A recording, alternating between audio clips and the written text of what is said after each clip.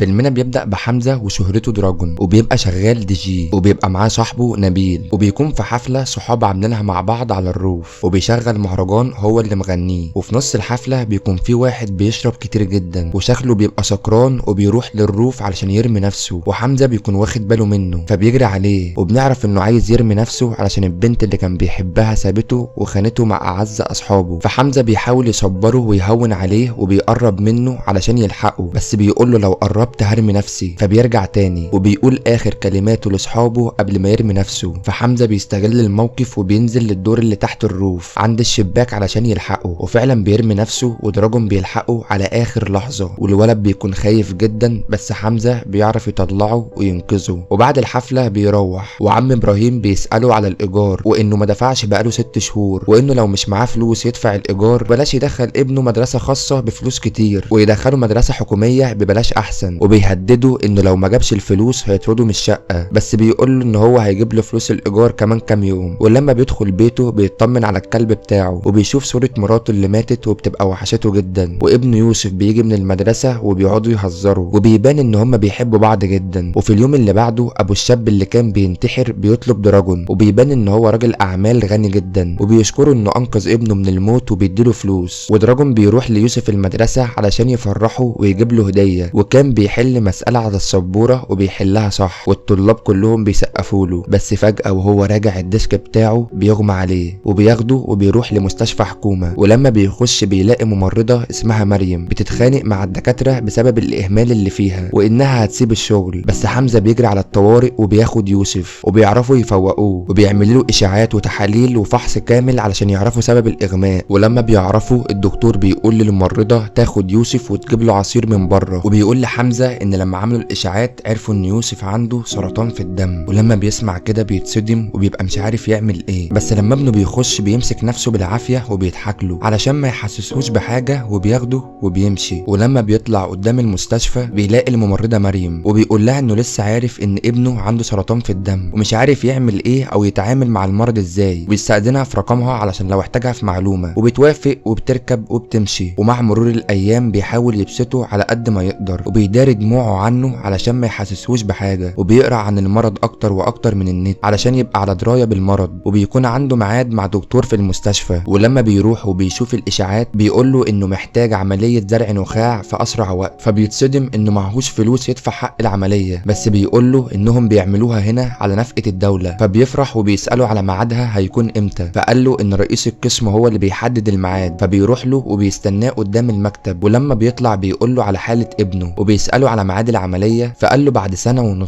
علشان في قائمة انتظار طويلة، بس بيقول له إن المرض بياكل فيه وإنه مش هيستحمل 1.5 سنة، وبيبوس دماغه علشان يوافق، بس برضه بيرفض وبيكلمه بطريقة رخمة. فبيضربوا وبيتخانقوا مع بعض. ولما بيطلع بيكلم الممرضة مريم وبيقول لها اللي حصل وإنه مش عارف يعمل إيه، فقالت له إنها رايحة للدكتور النهاردة الساعة 8 وممكن تعرض عليه حالة يوسف. وهو بيكلمها بيلاقي الدكتور اللي اتخانق معاه راكب العربية بس نزل علشان يسلم على واحد، فبيستغل الفرصة وبيروح ياخد العربية علشان يضايقه. وبيروح لمريم وبتعرف إنه خدها من الدكتور، وبيفسحوا يوسف لغاية ما الساعة 8 تيجي علشان ميعاد الدكتور، وبيبان إنه بيحاول يبسطه على قد ما يقدر. وقبل ميعاد الدكتور بساعة بيركن العربية وبيحدف المفتاح في النيل علشان ما يكونش سارقها، وإنه بس عمل كده علشان يضايقه. وبيروحوا للدكتور وبيقول له إنه فعلا محتاج العملية في أسرع وقت، وكده مش قدامه حل غير المستشفى الخاصة. ومريم بتبقى متعاطفة معاهم جدا، فعلشان تهون عليه بتاخده وبتعرفه على مامتها، وبيفضلوا يهزروا مع بعض. وبتخش تعمل أكل ليوسف ومريم بتخش معاها، وبيتكلموا مع بعض، وبتقول لها مش ناوية توافقي على جوازك من الحاج مرسي، وبتقول لها إنه راجل كبير ومش هتتجوزه، بس بتقول لها إن هو غني وقرب يموت وهي اللي هتورثه لما يموت، بس برضه بترفض وإنها مش هتبيع نفسها علشان الفلوس، وإنها جربت الجواز مرة واحدة ومش عايزة تجربه تاني. وحمزة بيكون سامع الكلام ده وبيكون مبسوط من ردها. وبعد كده بينزلوا وبيوصلوها علشان الوقت بيكون اتأخر والدنيا بتمطر، وبيبان عليهم إنهم بدأوا يعجبوا ببعض، وبياخد ابنه علشان يروحوا. ولما بيوصلوا بيلاقوا عم إبراهيم واقف قدام البيت، وبرضه بيسألوا على الإيجار، بس بيعرفوا إن يوسف تعبان وكل الفلوس اللي معاه بيصرفها على المستشفى وعلاجه، بس بيرفض برضه وبيقول له إنه مش هيبات فيها، وإن العفش اللي جوه معظمه مش بتاعه والباقي بتمن 6 شهور بتوع الإيجار اللي هو ما دفعهمش. وبيقول له أبوس إيدك بس يبات فيها النهارده علشان يوسف ممكن ما يستحملش المطره، بس برضه بيرفض وبياخد منه المفتاح وبياخد الكلب بتاعه وابنه وبيمشوا، وبيبقى مش عارف يروح فين في الجو ده، والمطره بتبقى شديده جدا. وبيكلم صاحبه نبيل وبيوديه لبنسيون واحده اسمها ورده كان عارفها، بس بترفض تقعدهم عندها علشان نبيل كمان ما كانش بيدفع الايجار، بس بياخدها على جنب وبيحكي لها ظروفه وان ابنه مريض، فبيصعب عليها وبتوافق تقعدهم عندها وبتوصلهم للاوضه، وبيقول لها انه هينتظم في دفع الايجار. وفي تاني يوم بينزل يفطر معاهم، وبيبقى في واحد قاعد معاهم اسمه حوده، ونبيل بيحذره منه وانه حياته كلها غلط وانه شغال شغل مش تمام. ومريم بتكلمه وبيقول لها على مكانه الجديد، ولما بتجيله بيفهمها اللي حصل، وبيجي لها تليفون من الحاج مرسي وبتقوم علشان ترد عليه وبتهزقه وبتقول له انها مش موافقه وما يتصلش على الرقم ده تاني وبتقفل. وحمزه بيكون سامعها وبيفرح من ردها، وبتقول له انها حجزت ليوسف في مستشفى خاصه علشان يشوفوا هيعملوا ايه في موضوع العمليه. وفعلا بيروحوا، ولما الدكاتره بيكشفوا عليه ويشوفوا الاشاعات بيقولوا له ان حالته متدهوره جدا وقدامه 6 شهور بالكتير، والمستشفى الحكومه قدامها 1.5 سنة علشان تعمل له العمليه، فمفيش حل غير ان هو يعملها في المستشفى الخاصه. وبيقولوا له ان سعر العمليه هنا 1,000,000 جنيه، وان الفتره دي محتاج 3 حقن قبل العمليه تقلل انتشار المرض، وال3 حقن دول بيبقوا ب60,000 جنيه. وبيكون مصدوم من كل اللي بيسمعه ده، وبيبقى مش عارف يعمل ايه او يتصرف ازاي، بس في دكتور منهم بيقول له انه ممكن يضحي بحاجه من عنده علشان ينقذ ابنه. ومريم بتزعق له وبتقول له لا طبعا، بس حمزه بيساله وبيقول له ازاي، وبيديله رقم يكلمه وانه هيفهمه كل حاجه. ولما بيمشوا مريم بتقول له انها تتوسط له وتديله اول حقنه على نفقه الدوله، وفعلا بيروحوا وبياخدها. وبعد كده بيروح يوسف لورده ونبيل علشان يروح مشوار، وبيروح للمعلم ميمي وهو ده صاحب الرقم اللي الدكتور اداهوله، وبيعرف انه تاجر اعضاء بشريه وانه هيشتري الكليه بتاعته، وبيقول له ان هو هيعمل له فحوصات وتحاليل، ولما يلاقي زبون بنفس التطابق بتاعه هيكلمه علشان يشتريها منه. وبيساله على كل الناس اللي قاعده دي، فبيقول له ان هم كمان زيه وبيبيعوا اعضائهم، بس بيقول له ان هو ليه الاولويه علشان عايز الفلوس بسرعه علشان عمليه ابنه، وانه مش هيستحمل غير 6 شهور. ولما بيمشي من عنده بيروح يبيع عده الشغل بتاعته والكلب بتاعه علشان يدي لابنه الحقنه التانيه، وفعلا بياخدها. ومريم بتنزل صوره يوسف على الفيس وبتكتب عن حالته، وبتحط حساب بنكي علشان اللي حابب يتبرع. وفي يوم وهو حمزه نايم بيخش عليه يوسف بحاجات حلوه، وبيقول له انه خدها من حوده، فبيزعق له علشان مش عايزه يتكلم معاه، وبيروح له وبيهدده انه ما يتكلمش مع ابنه تاني وانه مش هياكله حاجه حرام. وبيروح اليوم اللي بعده يعمل الاشاعات والتحاليل بتاعت المعلم ميمي، ولما بيعملها بيجيبه هو وواحد اسمه عمران، وبيقول لهم ان هما الاتنين تحاليلهم واشاعاتهم واحده ومتطابقه جدا، ومعنى كده ان لما يجي زبون عنده نفس التطابق بتاعهم واحد بس فيهم هو اللي هيتبرع. بس عمران بيقول له ان هو مستعجل علشان امه هتموت ومحتاج الفلوس دي في اسرع وقت، بس حمزه قال له ان امه ست كبيره بس ابنه لسه صغير ومعاش حياته وهيموت ومحتاج الفلوس اكتر منه. وبيقعدوا يتخانقوا مع بعض، بس المعلم ميمي بيفصل ما بينهم وبيقول لهم ان لما يجي الزبون نبقى نشوف ساعتها هنعمل ايه، وبيسيبهم وبيمشي. وفي يوم هو حمزه صاحي من النوم مش بيلاقي يوسف جنبه، وبيدور عليه في البنسيون كله بس برضه مش بيلاقيه، وبيطلع بره وبيلاقيه بيلعب كوره مع الاطفال قدام البنسيون، فبيجري عليه وبيقول له قلت لك بلاش تلعب كوره، بس يوسف بيفضل يضرب فيه علشان بيبقى عايز يلعب مع الاطفال، بس حمزه بيقول له مش هتلعب كوره تاني، الدكتور قال لو لعبت كوره،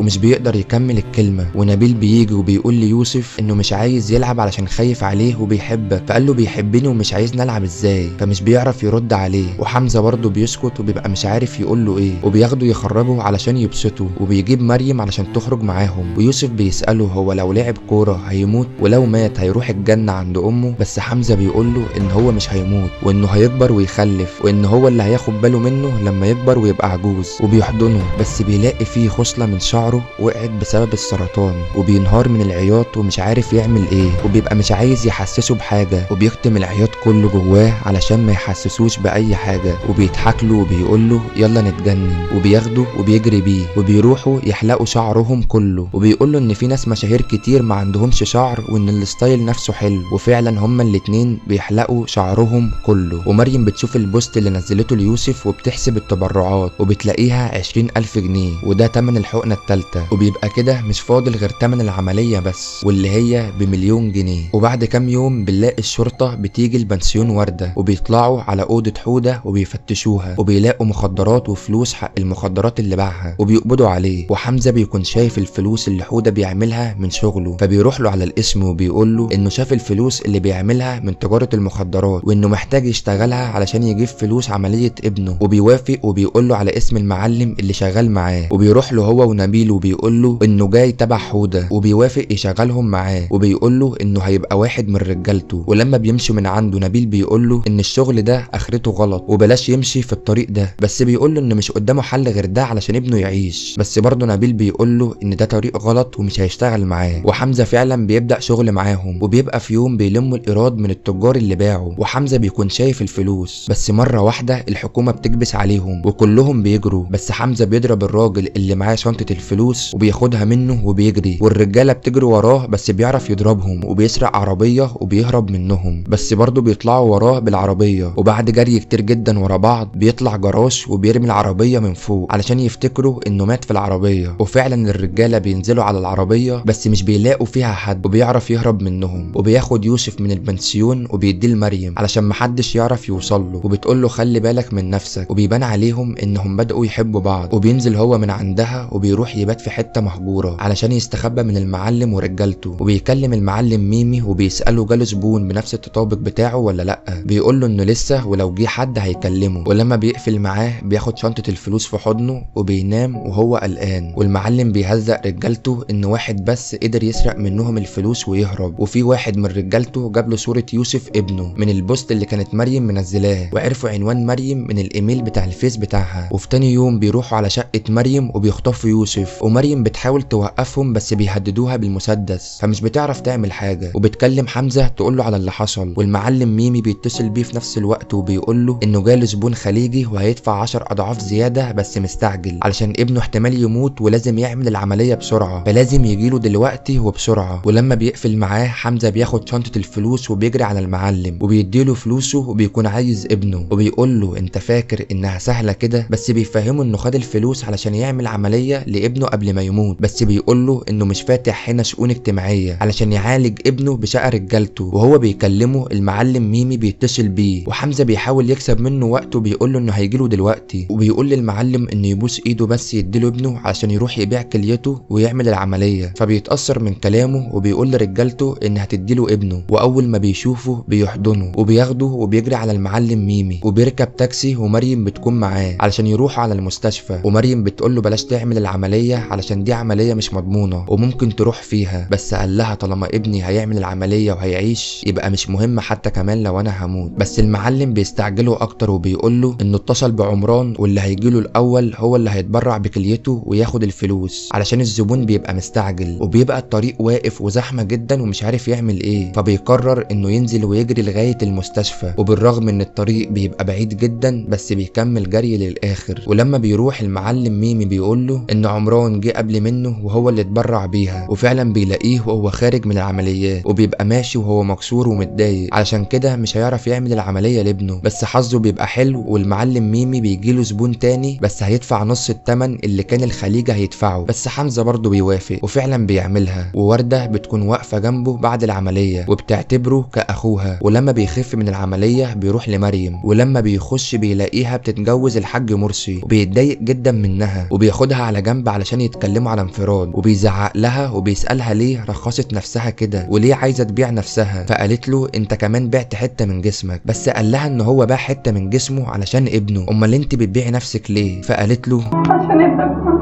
علشان مهرها بيبقى نص مليون جنيه وكده هتكمل على فلوسه وابنه يعمل العملية. فبيتصدم من ردها وبيبقى مش عارف يقول لها ايه وبيحضنها، وبيطلع يلغي الجوازة وبيديله فلوسه وبيمشيهم. وبعد فترة بيروحوا يكشفوا على يوسف، والدكتور بيقول لهم انه لازم يعمل العملية في اسرع وقت عشان خلاص مش فاضله غير ايام. وفي اليوم اللي بعده بنلاقي حمزة ووردة راح المستشفى، وبيقول للدكتور انه باع كليته، ووردة باعت كل الذهب اللي معاها وجمعوا نص مليون جنيه، وانه ممكن ممكن بس ابنه يعمل العملية دلوقتي وهيبقى يجيب له الباقي بعدين، حتى كمان لو هيمضي على نفسه شيك، بس برضه بيرفض. وفي نفس الوقت ده بنلاقي مريم وهي في شغلها في المستشفى، وبتكون بتراقب المحاسب وهو بيحط الفلوس في الخزنة، وبتعمل جهاز الانذار بتاع الحرايق، وكله بيجري، فبتروح وبتسرق الفلوس من الخزنة، وبتروح لحمزة قبل ما يمشي بلحظات وبتديله النص مليون جنيه الباقي، وكده بيكون معاه المليون جنيه ويعرف يعمل العملية. وساعتها بيوافقوا وبيدخلوا يوسف العمليات وبيبقوا مستنيينه بره، بس ساعتها الشرطة بتيجي علشان بتكون عرفت ان مريم هي اللي سرقت الفلوس، وبيقبضوا عليها. والدكتور بيقول لمساعدينه خرجوا الطفل من العمليات وخليهم ما يبدأوش العملية علشان فلوس العملية مسروقة. بس حمزة بيزقهم وبياخد أنبوبة الغاز وبيهددهم ان لو حد جه جنب أوضة العمليات هيقتله ويفجر المستشفى كلها، وبيقول له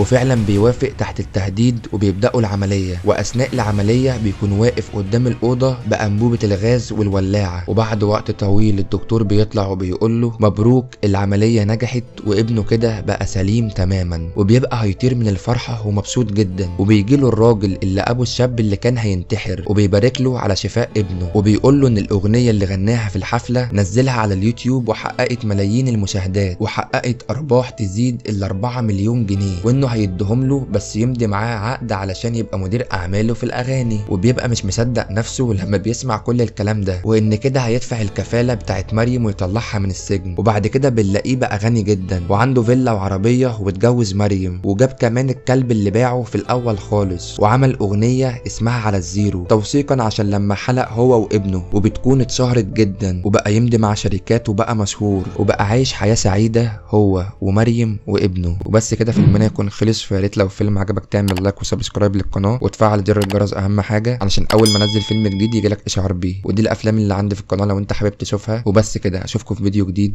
ويلا سلام.